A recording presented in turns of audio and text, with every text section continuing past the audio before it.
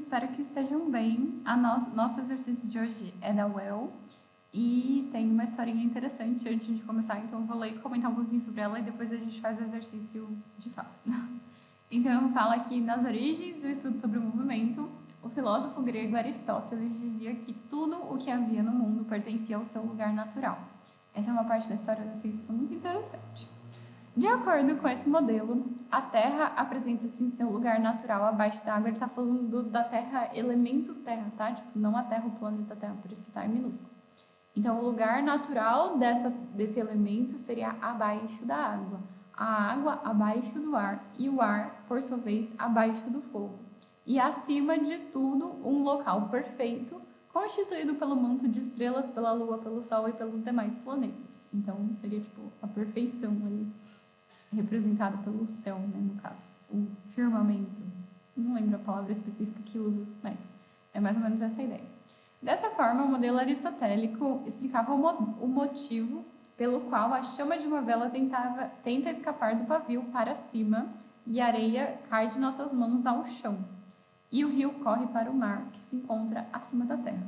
Então, era a explicação que se aceitava na época do Aristóteles para o movimento das coisas, né? A gente, nessa época, não tinha a mesma visão da ciência que a gente tem hoje. As coisas mudam ao longo da história, né? Então, é interessante a gente saber como é que a gente imaginava que era antes, porque muitas vezes é semelhante com o que algumas pessoas pensam hoje. Algumas pessoas que talvez não tiveram acesso aos conhecimentos da ciência, ou porque são crianças, ou porque não tiveram acesso à escola. Então, é semelhante o tipo de concepção às vezes, tá? Não é uma regra, mas às vezes é semelhante.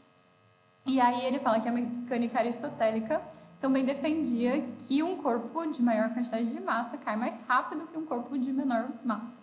Conhecimento que foi contrariado séculos depois, principalmente pelos estudos realizados por Galileu, Kepler e Newton. Então, essa ideia, inclusive, de que corpos com maior massa caem mais rápido é comum em qualquer pessoa que você se encontre na rua, né? Se você falar para a pessoa assim, o que vai cair mais depressa? Uma bola de boliche ou uma pena? Todo mundo sabe que é uma bola de boliche. Só que a gente pensa que é por causa da massa. E a realidade é que não é por causa da massa, é por causa da interação desse corpo com o ar que existe aqui no nosso planeta naturalmente, né? No nosso dia a dia, a gente tem as coisas interagindo com o ar. Só que aí, se a gente faz um simples experimento, como pegar tipo, 2 folhas de sulfite, amassar uma delas e deixar a outra inteira. As duas têm a mesma massa, a massa é a mesma. Se a massa é a mesma, elas deveriam cair juntas. E aí você solta as duas da mesma altura e a amassada cai muito mais depressa do que a esticada, porque ela vai dando aquela dançadinha. E aí você diz para a pessoa, tá vendo? Não é a massa que manda. E aí a pessoa vai refletir e ver que essa concepção não está totalmente de acordo com o que está acontecendo na prática, né? E aí foi mais ou menos nesse sentido essas mudanças que aconteceram, que ele fala depois, né, posteriormente, por Galileu, Kepler e Newton. E aí tem os experimentos, até uma coisa famosa, né, que a história que Galileu jogou lá os objetos da torre de Pisa, né, que era empinadinha, né? Enfim, não sei se é verdade que ele jogou, mas é um jeito de a gente lembrar.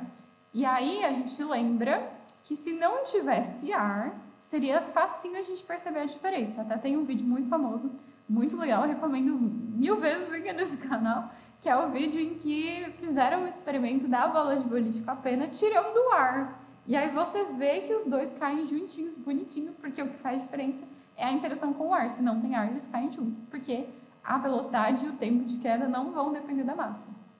E aí vem a pergunta, então, fiquei 4 minutos falando da história do negócio.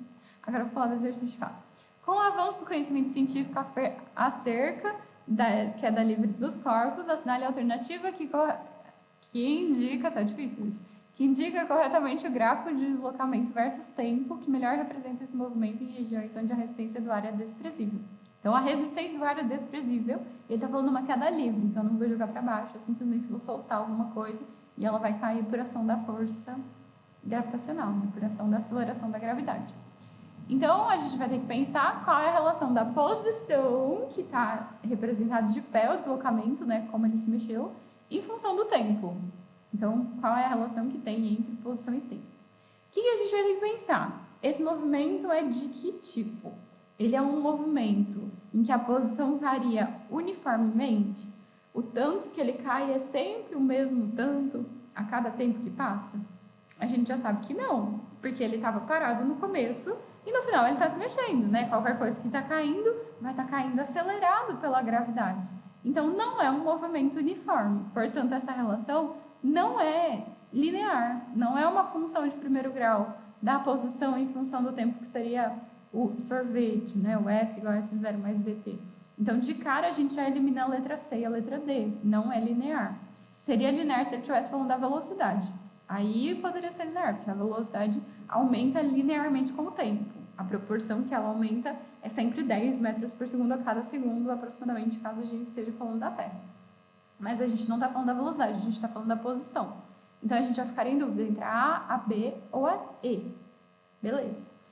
E aí a gente vai lembrar, então, qual é a equação, né? Isso é um movimento retilíneo uniformemente variado, mas especificamente é um movimento retilíneo uniformemente acelerado, porque a gravidade está acelerando. Então, a função horária das posições, o que descreve as posições em função do tempo, é uma função de segundo grau, que às vezes a gente chama de sorvetão, que é o S igual a S0 mais V0T mais AT² sobre 2. Que é a posição, né? Se vocês não lembrarem o que é cada coisa, a posição é igual à posição inicial, mais a velocidade inicial vezes o tempo, mais a aceleração vezes o tempo ao quadrado dividido por 2. Sendo isso uma função de segundo grau, a gente sabe que o gráfico dela é uma parábola. Então, a gente sabe que a parábola é aquele meio sorriso, né? Que pode ser feliz ou triste, dependendo do sinal que tiver a nossa aceleração, que é o termo que multiplica o t ao quadrado.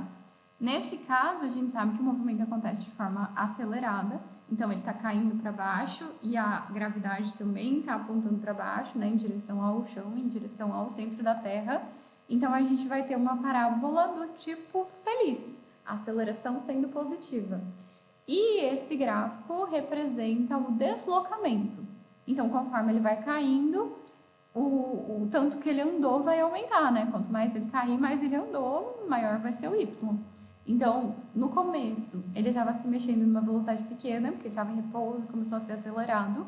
Então, o tanto que ele andava ainda não era tão intenso, né? Não andava tanto assim. E conforme o tempo passa e que a velocidade vai aumentando, a mudança da posição vai começar a ser mais intensa, mais brusca, digamos assim. Então, o tipo de gráfico que a gente precisa marcar é um gráfico que começa de um deslocamento pequeno, tipo, começa do zero, vai se deslocando pouco, e de repente começa a se deslocar bastante, que é exatamente o meio sorrisinho feliz que a gente já tinha falado. Portanto, a nossa resposta é exatamente o que fala na letra B. E é isso, gente. Espero que vocês tenham gostado. Se tiverem dúvidas, deixem nos comentários. Se gostaram, deixem o joinha. E a gente se vê na próxima. Tchau, tchau. Fiquem bem.